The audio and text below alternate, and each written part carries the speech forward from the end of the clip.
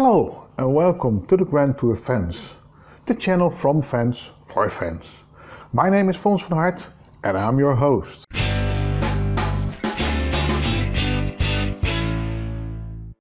We received this podcast from Freddy Clode of the Home and Host podcast, who did an amazing interview with the Grand Tour executive producer Andy Wilman. We're very grateful that Freddy did this and we would like to thank him and Andy Wilman for the permission to share this on our YouTube channel. In this first part, which you're gonna hear right now, you'll hear the story of Andy Wilman from Repton School, where he learned to know Jeremy Clarkson, all the way to Top Gear and more. We'll soon share the next part with you when Mr. Wilman tells about the Top Gear year. So subscribe to this channel, click on the notification bell and you get a notification when the new episode is online. Andy Wilman. Obviously, this podcast is actually about yourself. Okay. And obviously, a huge part of your life has been Top Gear and the Grand Tour. Yeah. But if we just go back an even bigger step than 2002, so sort of 1962, you're born in Derbyshire. Yeah. And off you eventually go to school, prep school, and then off to Repton, where your classmate, I'm guessing, the same age or not? I couldn't quite work this out nor decipher it, but you were at school with Mr. Clarkson. Same year? He was 2 years above me, 2 years older. But friends or not? Yeah, we were in the same house. Right, so okay. These houses, like private school, here we go, public school. Sure. The house is about 50 boys in a house. And we were in, like, the shittest one in terms of it. You know, it would pride itself on the most broken windows, in the most trouble it got into. It was like the wreck at the end of that street. It's all relative. You know, we're not talking about Top Boy. It was still a public school. Yeah. But it was a sort of crummy place for if relatively troublemakers, I suppose, who congregated there. So we were in the same environment like that. He was 2 years ahead of me. Then I was like brainy, so I jumped a year. Oh, wow. So I was a year ahead in age. And we did become mates there because I suppose just, you know, you either stand out through sport, which we were both utterly shit at, or you stand out by getting into trouble. Yeah. So we were like, well, we'll take that route then. Of course. And we both instinctively took that route. And then, so we did become mates in that sense, but not massively so, because a year in those sort of public schools, a year difference, there is a bit of a hierarchy, of course, for socialising. But there was a badge of honour almost for being in that house. It was run down, and it sounded like that brought the boys closer. Brought the boys closer together to be part of that, like, misplaced house almost. Yeah, and I think if you fast forward with it, when we, you know, Top Gear was always often known for controversy, for getting into trouble, winding people up. Now, most of the time, we got that right. Excuse me, we got that right tonally. And what I mean by that is we would get into trouble, we would cause outrage in the Daily Mail or the Daily Mirror or whatever, but nobody really cared. Sometimes we got it really wrong when we were stupid, arrogant and tasteless, but most of the time when we got into trouble, it was, you know, forgiven. So, and the only reason that happened is we most of the time we could do it with a bit of charm, our getting into trouble. And I do believe that came from when we were at Repton. Right, okay. That we had that same thing where, you know, the getting into trouble that we did never made a teacher go, "You are a hateful human being." Of course. You were cleverly charming. Yeah, like "I'll get you next time, Butler," or whatever. It was, we'd kind of walk that line where, like a flanker cheating in sort of a rugby game and not getting noticed. You kind of get away with being a bit cheeky and naughty. We were that. Yeah. And we were, I'd like to think we had some charm about it, so that you're kind of forgiven. And we did that with Top Gear. So the BBC, now marry that to the BBC. What the BBC needs in its remit because it's got to speak to everybody in the nation, and the BBC will be the first to admit that it's got a kind of Islington darling of the elite bias. Sure. They do need shows like that in their armoury, and we were good at it. We were good at speaking to a big part of the country that the BBC traditionally doesn't speak to. Of course. But also you were you were the biggest show in the world. So in a sense, they couldn't do... biggest factual entertainment show in the world. I always leave that bit out. Yeah, of course. Yeah. They couldn't risk losing you though, could they, really? You're like the guys... Well, no, it happened. Yeah, no, of course, eventually. But I mean, you were saying that every single episode there was a bit of controversy, or not every app, but like a large majority of them. But that's why a lot of people tuned in, because on top of their fix of cars and everything else, they actually enjoyed and looked out and, you know, looked forward to the controversy and the cheek and the fallout. Yeah, they did. They enjoyed the mischief. And I also like to think we were good at handling our mischief. You know, I'm trying to think of an example. There was a film where we went, the three of them went caravanning for the weekend. Quite an early days one. And at the end, there's a big fire in the caravan, and that just totally, you know, chip pan fire, which we completely set up, right? And obviously some fireman gets 20 quid by ringing the Daily Mirror and going, that fire was faked, they planned it. So the Daily Mirror rang me and said, we know that you faked that fire, and TV fakery was a big deal at the time. Sure. And they're like, we know you faked that fire. And I went, of course I fucking did. Yeah. And your point is what? And they're like, I was going, well, you faked it. And I'm like, it's a caravan fire at the end of a film that matters not at all to anybody. Yeah. You know, it's factual entertainment, and sometimes the entertainment's a bit more than the factual. Of course. Now, the reason I'm saying is, I think we handled our issues well in the main. And the public didn't give a shit. No, of course not. If you said, yeah, of course we faked that fire because we're trying to entertain you. But also it's not... Before the 9 o'clock news. It's not sort of you were Bear Grylls and sort of pretending to survive out in the open and like, you know, suddenly as soon as the cameras went off, they bought food for you. No. And that would kind of undercut all his achievements. Yes. Like, it was an unnecessary thing to kind of get too overexcited about. Yeah, if we frigged a road test going a car was... better than it was, and people are going to spend money on that. Then they deserve to be hung, drawn, and quartered. But we'd only muck about with stuff that was, like I say, entertainment. And when did your obsession with cars start? I have never had an obsession with cars. Really? Ever. Hate them. Don't hate them, but I kind of moderately like them, but no more than that. Okay. Never. And do you remember sort of, obviously Top Gear originally started in 1977, I think. Do you remember watching that as a child at Repton with Jeremy? No. Being like, we could do a lot better than this? No. Nothing like that. Didn't think like that. No. We only watched the special. No, not special. What am I talking about? Specials. The Professionals. Right, okay. Yeah, that's the only car stuff you like, was a car chase at the beginning of the Professionals. When they'd like abuse that Rolls Royce on the airfield. But it's... no, I've got no love of cars. It was only... Cars have been... the device by which our stories unfold. You can do your entertainment, yeah, of course. Yeah, that's it. Yeah. They're the sort of beacons which carry your story, your narrative, almost. Well, the whole... I mean, people have asked, why were those shows successful and why did people watch the Grand Tour? And I think it's always about pressing buttons with viewers. And essentially what we do is a journey into the male brain.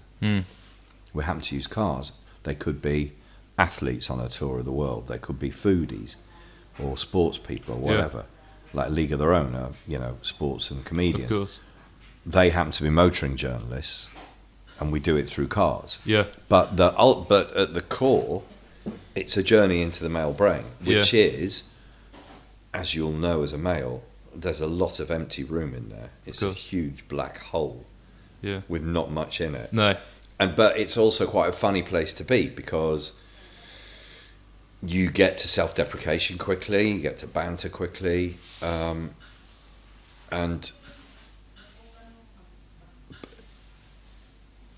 the reason Friends, I think, is so popular is the stereotypes of the girls and the boys everyone likes and everyone can identify with.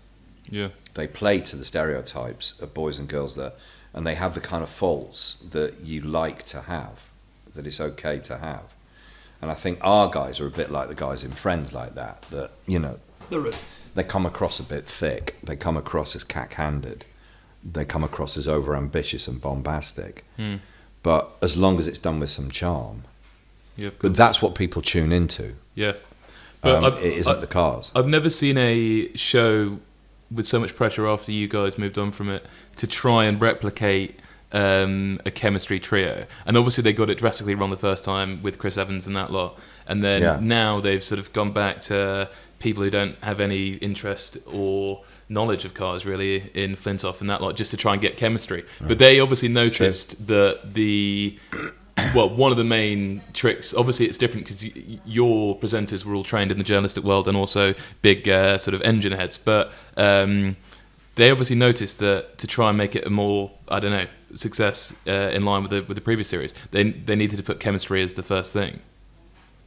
Which you wouldn't often see in another show, because even though it's very important to have presenters who get on and as you said, look incredible together, and it's like a natural friendship. Yeah.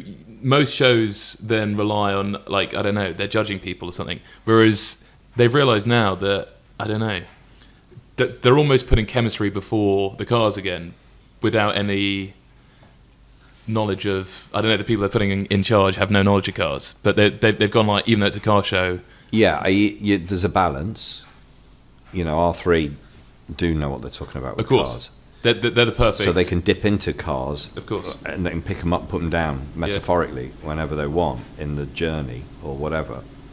And they've got complete authority on the topic, so you feel in good hands. So I know what you mean, and there's a difference between a presenter who goes, "I love cars." Yeah. That can be like a footballer who goes, "I love cars," which is another phrase for "I can afford nice cars." Exactly. So I do think our guys have got the edge there. Yeah. No, massively. They absolutely, nobody can make a car come to life like Jeremy can. Not at all. And if it's a shithole banger, he's brilliant, and so on and so on. So we do have that. Yeah, we have got, I'd say, that whole package is that the chemistry developed properly back to those early years at the BBC. The car knowledge is there. Third element, the journalism. And the journalism is very important because it means they have total control of the words coming out of their mouth. So there's no writers giving them things to say or do. And that's lightning in a bottle when all those three things come together. Yeah. So Top Gear now, they have... Chris Harris really knows what he's on about with cars, and he's a good presenter. The other two, I think, are good presenters. Yeah. I'm saying I think because I don't watch, and I've never watched any of the iterations. No. So I can see what they're doing, but I know that also what they're doing is, you're right, they're ticking some boxes. They're going, right, the recipe that's got them to make this dish includes male banter, some car knowledge, put it together, and you'll have what those three gave us. Yeah. You never will. No, of course not. It's impossible to replicate. You never will, because the flow and ebb and the natural ability they had with all those three elements can't be replicated. But that's why it seems pointless in a way to try and even continue it. I mean... I don't know. It's only fucking telly is the phrase. Yeah. And it's an hour a week where you can choose to watch or not. They are good at what they do. Chris Harris, like I say, is very good. The other two guys, I know they're good on TV. And there's a lot of hard people working really hard to make a very good show behind it, really talented, good people. So I've often been asked, why bother? Why do they bother? Why do they bother? And I can see why they're doing it, because they're making a show that is watched. It's getting good numbers. Yeah. And it's not for me to look at their stuff and go, oh, we did that first and now they're messing with our legacy, because we've moved on to something else. Of course. We never owned the words Top Gear. No. I don't look at them and think they're messing with our legacy. They're doing their thing, we're doing our thing. Can I take you back to when you leave Repton, and then obviously, do you head off to university after that, or do you go straight into work? No. I screwed up all the A-levels. Right. And I thought, well, this doesn't matter because I've now joined a band. Because remember, it's 1979. I'm the singer in this band. What were you called? With my mates, we were called 6 Inch Split. But it was a punk era, right? So I thought, with my band, we're going to London and we'll be rock stars within months. So university and A-levels don't matter. Yeah, felt that. So I got a job at McDonald's to pay the rent while the band is working. What McDonald's was that? It was Piccadilly, Right. Haymarket. I was fired on Friday, started on Monday, had a fight with the guy in charge of chips at the front. And it was their flagship store. It couldn't have gone worse because it's Piccadilly. It's their flagship store. It's lunchtime.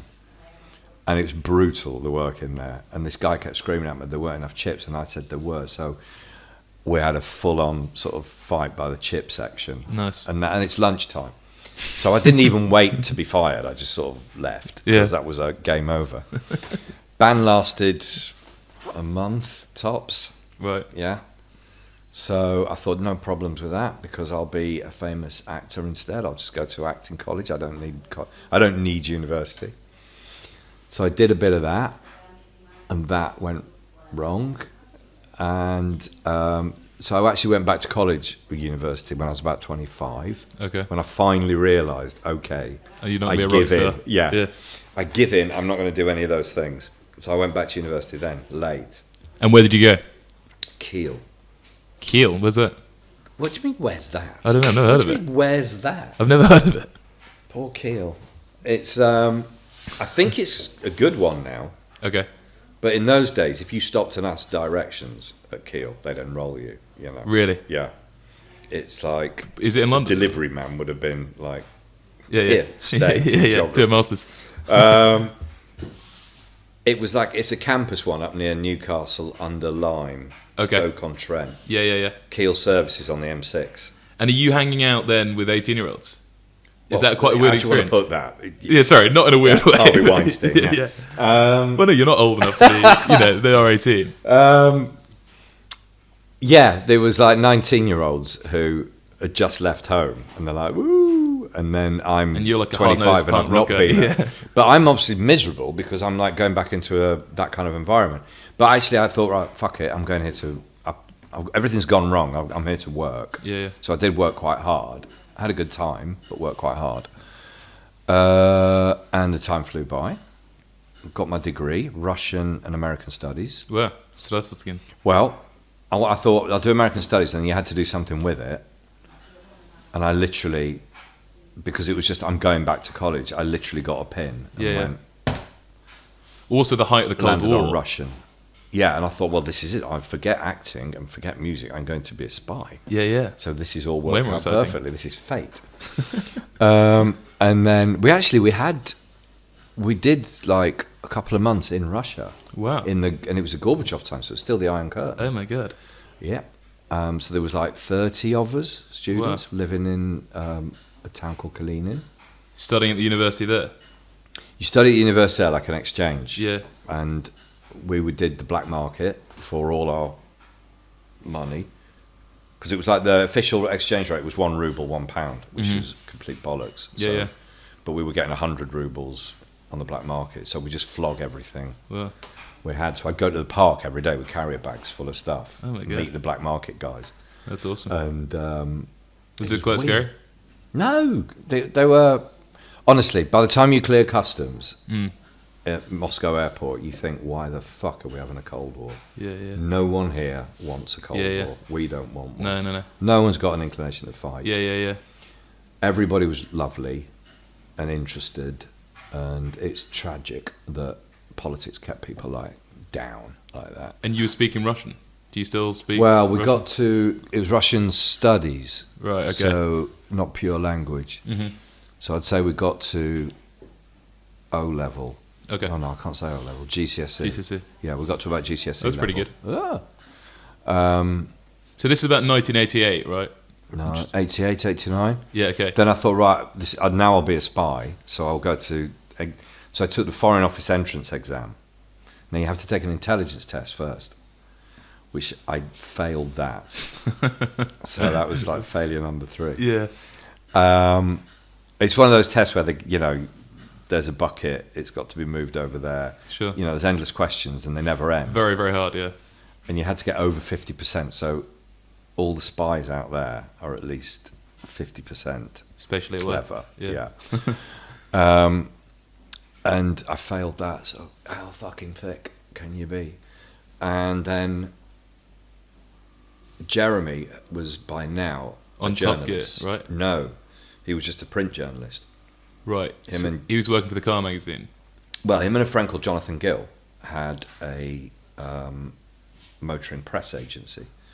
So what they would do, they'd road test a car, write the review, and then send it out. They'd sell it to all the local newspapers. Okay. That couldn't essentially afford like their own. PR.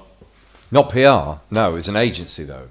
No, but I mean, essentially in the sense that they write one kind of They write review one and then review send it out. and then to, flog it to loads of different newspapers. Yeah, so they had that business.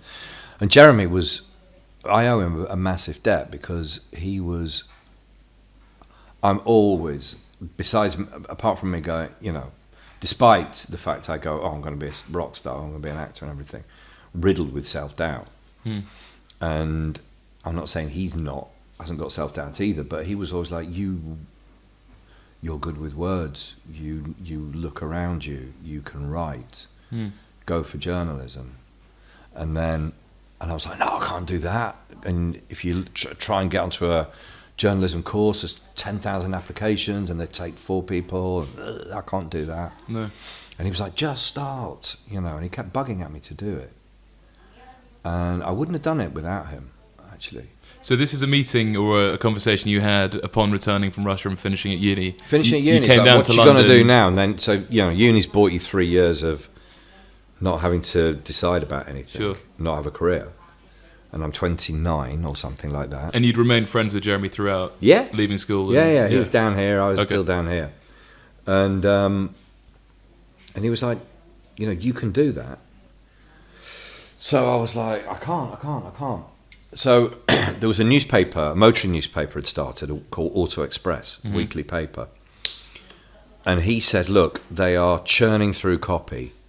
They need stuff. So all he did was he rang the editor and he said, a mate of mine's going to give you a call. And then he said, right, you think of some ideas for them. So I rang the guy from a phone box because there were no mobile phones. And I just kept putting the 10p's in and my interview was kind of in the phone box. And he was like, so what motoring experience have you got? And I was like, none really. And he went, no, it's okay. Well, we need experienced journalists as well. So what journalism experience have you got? I said, well, I'd say also none there. And he said, well, that's not the end of the world. He went, you've written stuff before. And I said, well, no, I can't say I have either. So that's none as well. And so he said, oh, this isn't great. But he went, but we are screaming out for words. So write me some stuff and send it in. And I did. And he said, right, we'll take that and start Monday. Right. And then it went on from there. So I was like thrown in. Was that a full-time job then? Yeah. Well, okay. He said, we'll take you on for like 6 months. Okay. On like £1. And where was that based out of? Camden, Black Cat Factory. Okay. So at that point you were living, you had a flat in London, which you were, renting with friends or? Was it I had a girlfriend. Right, okay. And we were there and so I started doing that. So it was sort of just by accident in the way that the industry you ended up working in, or the genre I should say, was motoring. You'd been given the advice to be a journalist, but like that was a lucky had break. Jeremy phoned you up and been like, Marco POI wanted to go review his restaurant. All about cars. Yeah. It was a lucky break. Wow. But I loved story, and then you just learn very quickly. Yeah. And they knew that I didn't know much, but they knew that I was bright enough to have around. So you're given a 6-month contract, and how long do you actually end up staying there for? 2 years, 3 years. 2 years. Maybe. And then where after that? Then Top Gear magazine began. And Top Gear magazine was going to be a big glossy launch. So they were poaching people. So I was poached from Auto Express to be the features editor. because that became my thing. That I wasn't going to be. I'm not a great driver. I wasn't going to be the road testing guy, but I could do motoring stories. Mm-hmm. So I would go around finding motoring stories. Like, I remember in Los Angeles, I found the old airport where Steve McQueen used to live with his bikes and his planes when he dropped out Yeah. at the height of his power. Yeah. And the guy, so I just went following Steve McQueen, people like Bud Eakins, his stunt driver and biking mate, Wow. and things like that. So then in the desert in Dubai, I found the sheikh who was building a pickup truck that was the size of a big house. Wow. With bedrooms inside them, and That's the living incredible. room under the bonnet and stuff. And it's like the travel wasn't as sort of big as it was. So Yeah. Dubai wasn't built really. No. It was like Wild West. So I was doing stuff like that. And then next twist of fate, which again involves Jeremy. Jeremy gets his first solo series with the BBC. He's been doing Top Gear successfully, and then they offered him this show called Motor World, where he would go around looking at the car culture in different countries. Okay. And he was like, obviously wanted to do that, and they were like, who do you want to work with? And he was like, if I'm honest, nobody that we've got in the office. But I do know a guy who this is his sort of thing, who looks at the culture of motoring. Mm-hmm. So he was like, do you want to do it? And I was like, yeah. And I didn't have a fucking clue what to do. But so it was me, him, a director, a cameraman, the soundman, and that was it. Wow. The four of us. Is that 4 or 5? 5. 5. Yeah. Right. And we set off. So I was like, well, I'll call myself the producer then, you know. And Yeah, I yeah. didn't know what producers did. But we just bumbled around the world. But there was a lot of ability, if I Yeah. may make so bold. I knew what I was doing with stories, Yeah. if I didn't know what I was doing with telly. Jeremy certainly knew what he was doing. And he was like improving all the time as a presenter. He was a great script writer for his Yeah. own stuff, and you know, story-wise. So pre-production, you just plotted sort of 5 or 6 locations you wanted You'd to have go a good to. look at a country like Italy or Cuba, Yeah. and things like that, or Iceland. But the BBC weren't asking, what are you guys thinking about doing when you're out there? Or was it quite... Nah, it No, was Pebble Mill up in Birmingham. Yeah, It was so laid back. right. It was perfection. I thought that's They awesome. didn't know what we were doing. Yeah. I mean, they went on. I remember the first country we were going to do was Japan, and the man who ran the sort of Top Gear department up in Pebble Mill, he went, right, well, get out there. He said, take $5,000 and draw $5,000 out of stores or whatever, and go out there and do some research and find some stories. So I went out and I came back and he went, how's it going? I said, "Oh, good." And he was like, have you got that money? And what's left? And I went, I spent it all. And it was like, what? And I said, well, you said take $5,000. So it was, and then you start to realise there are budgets and that kind of thing. But we did that. And how did that show get received? It was really popular. Wonderful. It was a big hit on BBC Two. I mean, it was getting Iceland. I think the show on Iceland got 7 million. Wow. Now you think about what gets 7 million today. That's insane. 7 million would put you number one on, Yeah. or top 3 in BBC One, Easy, yeah. ITV. It was us versus like Gardener's World. Sure. You know, 6 million, 7 million, Yeah, all yeah. that kind of stuff. So we were getting really big numbers, and it was the genesis of where we were headed with Top Gear, in that it had a male-female audience. Mm-hmm. Because you got the culture of the country, it looked good, Mm-hmm. and there's loads of girls who love cars, Mm-hmm. but there's also a load of girls who want to watch some cultural travel, Mm-hmm. and they're happy that cars are in it, Mhm. you know. And we just, so those seeds were born. So that being a sort of incredible success, did other networks come? Surely they came sniffing for the two of you, or not at all? No, Really? no. Even though you're getting Actually, in that's 7 a mil. good point. Nobody rang up. Really? It's a good point, though. Yeah. Because you've gone, your first foray into TV, and you've made an incredible success of yourself very, very quickly.